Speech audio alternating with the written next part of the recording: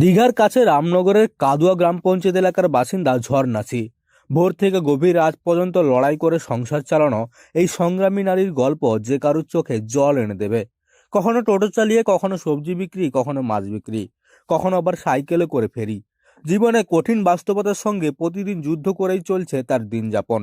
স্বামীর অসুস্থতার পর সংসারের যাবতীয় দায়িত্ব যখন একাই তার কাঁধে এসে পড়ে, তখন তিনি হাল না ছেড়ে বাস্তবতাকে মেনে নিয়ে কাজ শুরু করেন। নিজের পরিবারের মুখে দুবেলা অন্ন তুলে দিতে জীবনের প্রতিটি মুহূর্তের সঙ্গে লড়াই করে চলেছেন ঝর্ণা দেবী। কারণ স্বামী অসুস্থ, বাড়িতে প্রচুর অন্ধার, খাটে খাওয়া মানুষ। আর সেটা কি করি, স্বামী অসুস্থ, দুটো বাচ্চাকে তো পড়াশোনা করে মানুষ করাতে হবে। মাছের ব্যবসা করি। কি মাছের ব্যবসা করে? আমি না মিষ্টি সব রকম মাছের ব্যবসা গ্রামে। কোন বাজারে বিক্রি করে?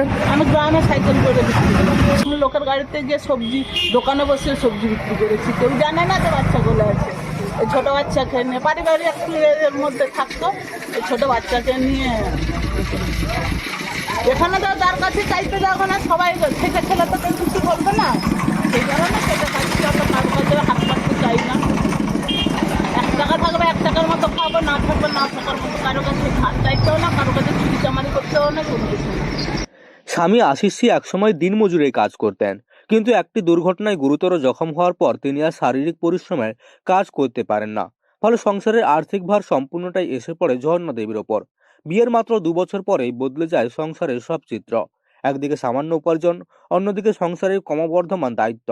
সব মিলিয়ে তখন শুরু হয় তার সংগ্রামের পথ চলা। কখনো সবজি বিক্রি, কখনো মাছের ব্যবসা, তো কখনো সাইকেলে ঘুরে ঘুরে ফেরি করে বাড়তি আয়ের চেষ্টা করছেন তিনি।